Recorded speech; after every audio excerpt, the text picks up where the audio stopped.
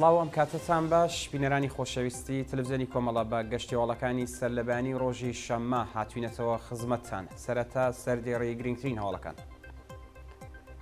کۆبوونەوەی بنەماڵەی تاهیر عەزیزی لەسەر مەزاری لە پیرانشار، برینداربوونی چوار کۆڵبەر خەڵکی سەقز و سنا لە سنووری بانە، دەست بە سەرکردنی چوار ئەندامی کۆمەڵی ڕاوێژکاری یارسان لەلایەن حکوومەتەوە، بێسەر و شوێنبوونی پژمان مرادی لە گرتوخانەی ئیتلاعاتی ڕژیم، ڕێپێوانی ناڕەزایەتی ماڵدزراوانی تەراوەت نوین و ڕەزایەت خودرۆ لە قەزوین، ناڕوونی چارەنووسی چالاکێکی مافیژنان لە گرتوخانەی ڕژیم لە قەزوین، سەرکوتی کرێکارانی ناڕازی لە بەنگڵادێش لەلایەن ئارتەشەوە و دوایین زانیاری لەسەر شەڕی نێوان حەماس و ئیسرائیل.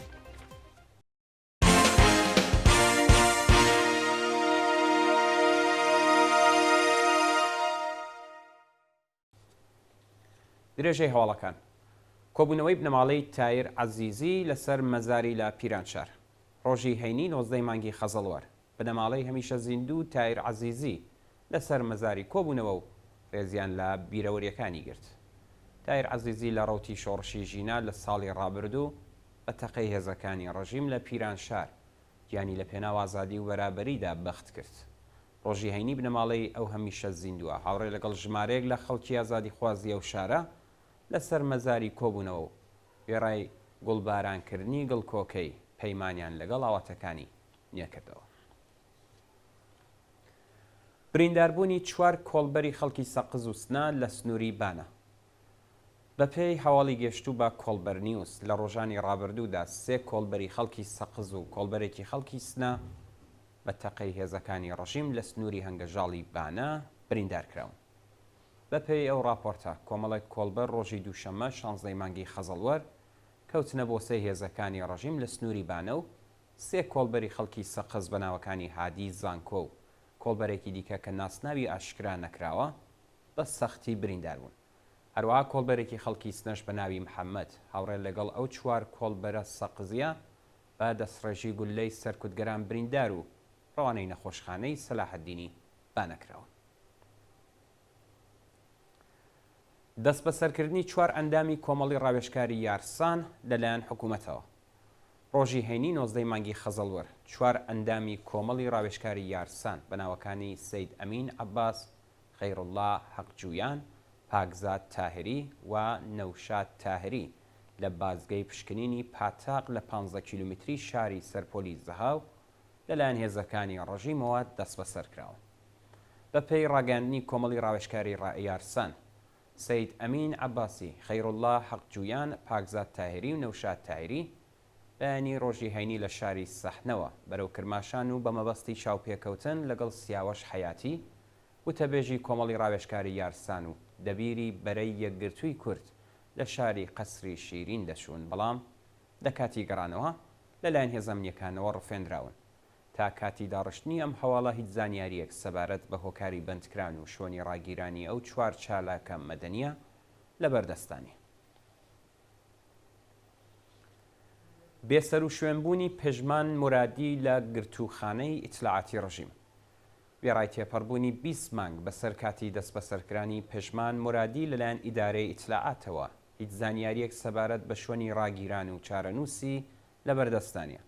بەپێی راپۆرتی هێندێک لە سەرچاوەکانی هەواڵ، ڕژیمی سەرکوتگەری ئیسلامی پژمان مرادی بە شێوەی نهێنی لە دادگای ئینقلابی سنەم محاکەمە کردووە، بەڵام بەرپرسانی ناوەندامنیەتی و قەزایەکانی ڕژیم حازر نین وەڵام دەرەوەی بنەماڵەی ئەو بەندکراوە بن.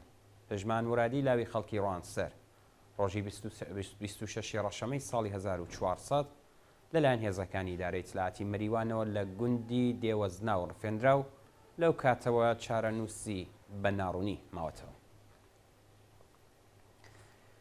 گیاندەدەستان و برینداربوونی 16 کەس لە ڕووداوی هاتوچۆ لا ورمێ.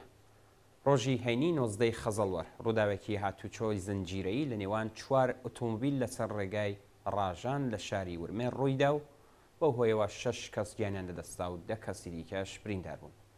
بەپێی هەواڵی میدیاکانی ورمێ ئەو کەسانەی گیانیان دەدەستاوە خەڵکی گوندەکانی ژاراوەی مەرگەڤەر، دەرجرمی و سەنجەی سۆمای برادۆس بوون.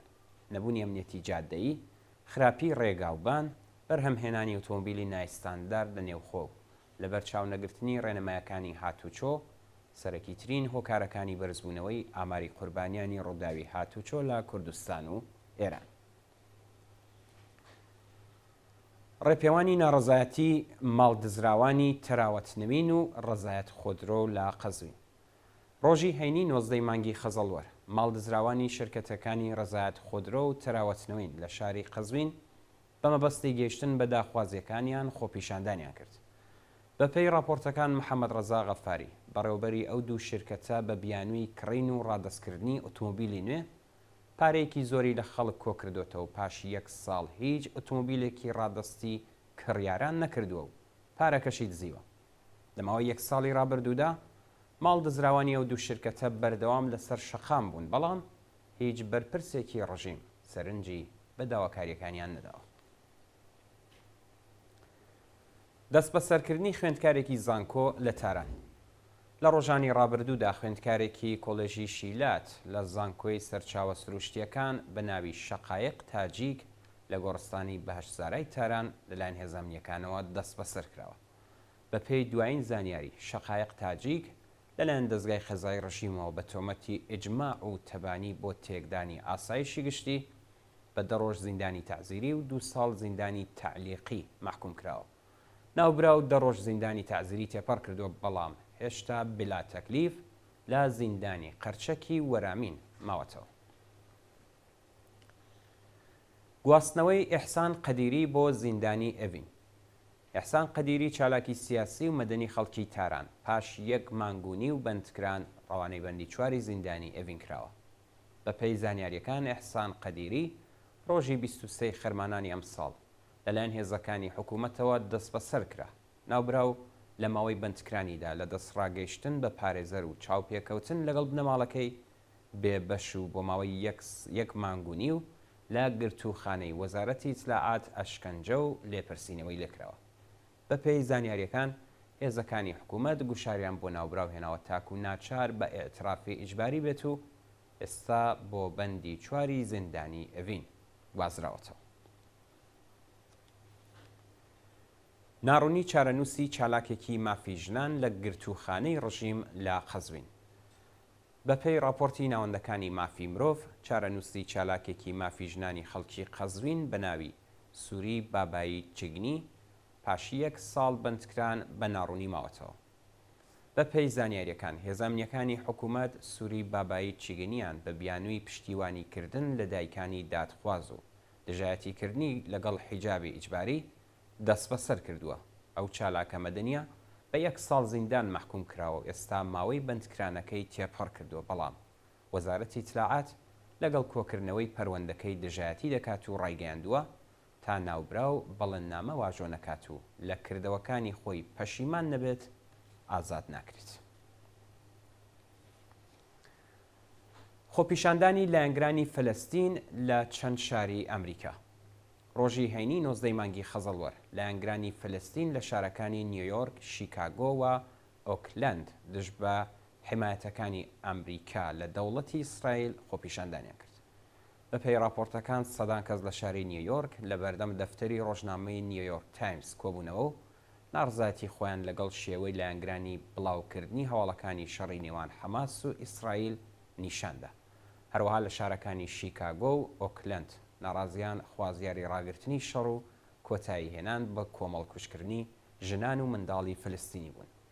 لە هەواڵێکی دیکەدا هەزاران کەس لە ئاڵمان لە خۆپیشاندانێکدا خوازیاری دیپۆرتکردنەوەی لایەنگرانی حەماس و حیزبوڵڵای لوبنان لە وڵاتە بوو. سەرکوتی کرێکارانی ناڕازی لە بەنگڵادێش لەلایەن ئەرتەشەوە. ڕۆژی هەینی 19 مانگی خەزەڵوەر 25,000 کرێکاری بەنگڵادێشی بۆ چەندمین ڕۆژی بەردەوام دژ بە خراپی دۆخی پیشەیی و مەعیشەتی لە چەند شاری ئەو وڵاتە خۆپیشاندانیان کرد، بەڵام دەوڵەت لە هێزەکانی ئەرتەش بۆ سەرکوتی خۆپیشاندەران کەڵکی وەرگرت. بە پێی ئەو ڤیدیۆیانەی لە تۆڕە کۆمەڵایەتیەکان بڵاو کراوەتەوە، هێزەکانی ئەرتەش بە کەرەستەی نظامی قورس لە نێو شەقامەکانی داکای پایتەختی بەنگڵادێش ڕوبەڕووی کرێکارانی ناڕازی بوونەتەوە. بە پێی زانیاریەکان 4 ملیۆن کرێکاری سەنعەتی جلوبەرگی بەنگڵادێش پاش 2 هەفتە مانگرتن دەوڵەتیان ناچار کرد کە حەق دەستەکانیان بە ڕێژەی 54 لە سەد بباتە سەرەوە، بەڵام کرێکاران خوازیاری چوونە سەرەوەی سێهێندەی ڕێژەی حەقدەست بوون و درێژیان بە مانگرتندا. لە ماوەی 2 هەفتەی ڕابردوودا زیاتر لە 600 کارخانەی بەرهەمهێنانی جلوبەر لەلایەن کرێکارانەوە داخراون و زیانێکی مەزن بە ئابووری ئەو وڵاتە گەیشت.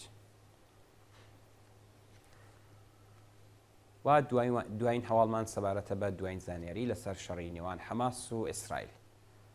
ڕۆژی هەینی 19 خەزەڵوەری 1402 ئارتەشی ئیسرائیل لە ناوەندی غەزا نەخۆشخانەکانی گەمارۆدا و ڕاستەوخۆ تەقەی لە کادری دەرمان و ئەو بریندارانە کرد کە ئاڵای سپیان بەدەستەوە گرت بوو. بەپێی دوایین زانیاری ڕێژەی قوربانیان سنووری 11,000 تێپەڕاندووە.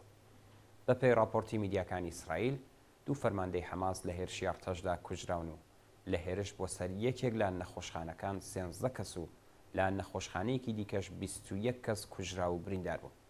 هەروەها نەتەوەیەگرتوەکان لە ئامارێکدا ڕایگەیاند کە زیاتر لە 100 کارمەندیان لە هێرشەکانی ئیسرائیل گیانیان لەدەستاوە. بەیانی دوای نوێش لە وەڵامی موشکبارانی حیزبوڵڵای لوبنان باشووری ئەو وڵاتە لەلایەن فڕۆکەکانی ئیسرائیلەوە بردومان کراو بەو هۆیەوە 7 ئەندامی ئەو گروپە کوژراون. بەو تێی شاید حاڵان نیشانە شکێنەکانی ئیسرائیل لە دەوروبەری نەخۆشخانەکان جێگیر کراون و ڕێگە نادەن کەس لەو ناوچەیە بچێتە دەرەوە و دەیپێکن. لەلایەکی دیکەوە مەحموود عەباس سەرۆکی تەشکیلاتی خۆبڕەوبەری فلستین ڕایگەیاند پاش شەڕ بە چەند مەرج ئامادەیە کە کەرتی غەزا بە کەرانەی باختەری پەیوەست بکات و ئیدارەی و ناوچەیە بگرێتە دەست. بەڵە بینەرانی ئازادی خۆشەویست لە شێوەڵەکانی سەلمانیتان پێشکەشکرا فەرمون بۆ بینینی درێژەی بەنامەکانی تەلەڤیزیۆنی